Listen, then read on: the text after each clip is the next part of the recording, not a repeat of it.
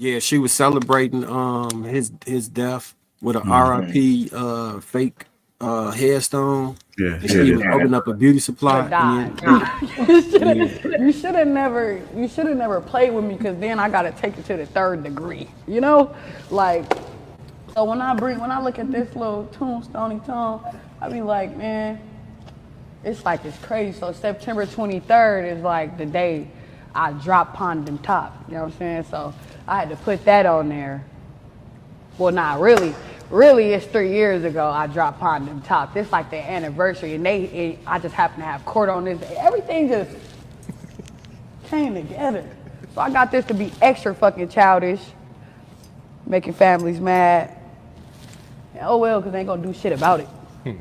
Smoking on that Axwood pack. Oh yeah, you know it. Matter of fact, That's how you I get got the murdered. smoke on this day. Female rapper was killed in a shooting in Oakland. This was Saturday during the grand opening of a beauty store. Another person was injured. Police are still trying to find the shooter. Cron 4's Sarah Stinson has that story. Family and friends gathered outside Glamour Beauty Supply in Oakland Sunday, many in tears as they paid tribute to local female rapper and entrepreneur DaGod. They confirmed to Cron 4 she was shot and killed at a grand opening event for the beauty store Saturday.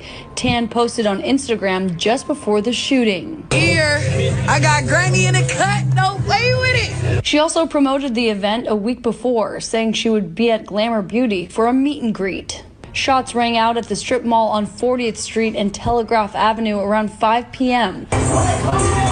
People ran into this donut shop to take cover. I heard some shooting. I thought it was part of like their music or... A man who works there who does not want to be identified. How do you understand something?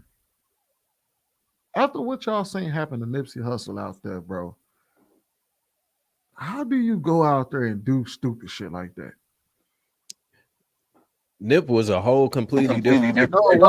It's like with Nip, you saw a man who can get touched, who was loved by his community, and he was able to get touched. And you go out there and you antagonize people, and you think you can just that you're gonna be able to walk free, that you're gonna be able to live the rest of your life like you thought. That shit's wild to me, man. I don't advertising your whereabouts. Like you don't taunt the people that you fuck over. You just don't. You don't taunt the motherfuckers you fuck over, and then think you ain't gonna have to look over your shoulder. There was a guy that went on Vlad's. I think he was a rapper or something. Him and his girl had got robbed. Some dude two people tried to rob him. No. There's somebody else. I don't know who it was. Cat. Little light skinned dude. An interview, and then it was the Mercedes Benz he was driving, and they came up, followed him, and offed him. PNB Rock. No, that wasn't PNB Rock, bro. It was another cat. It was another cat. Him and his girl got they tried to rob him at his house. They set him up to do a song, a feature. He said somebody came in, tried to rob him. They ended up getting into a big brawl. He unalived like two of them or something like that. Went on, I think Vlad did an interview with Vlad. The next day after they aired it, they changed him.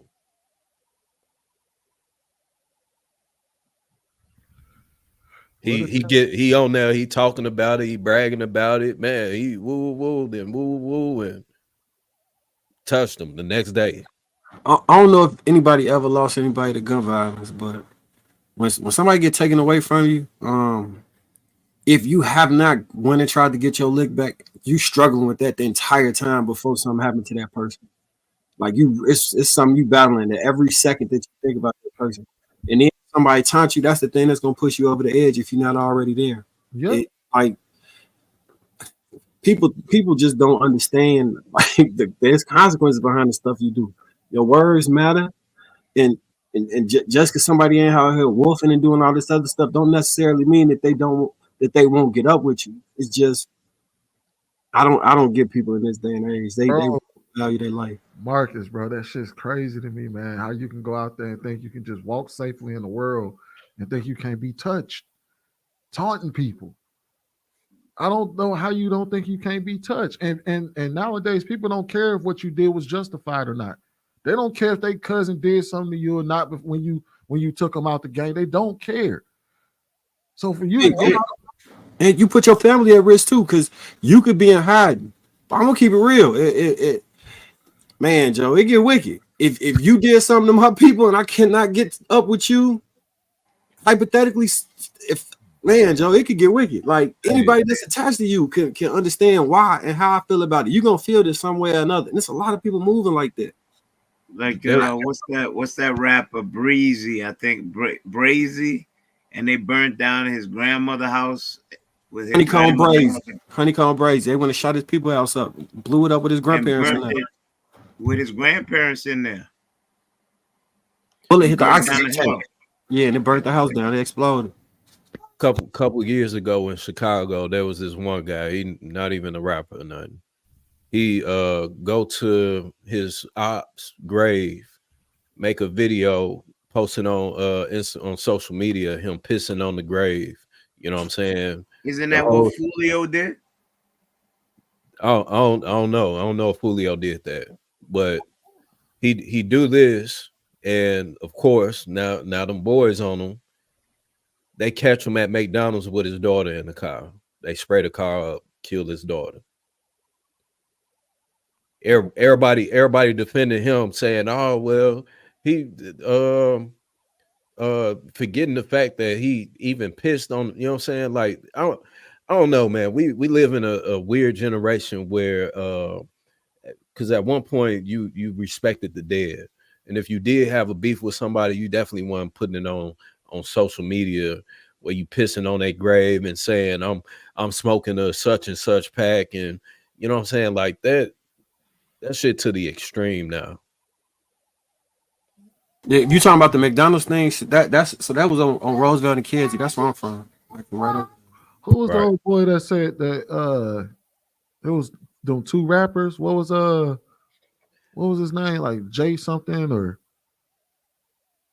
JP or J Peanut or whatever the hell his name was. What was it, Marcus? What'd you say? What was the one that got shot because he was he had taunted one of his ops? Like, yeah, all of was taunting. What you talking about? They was off Eberhard. You talking about who was behind them? No, man, like Junior or something like that. What was his name? No, you talking about it's a real nigga party. You cannot get in. Them.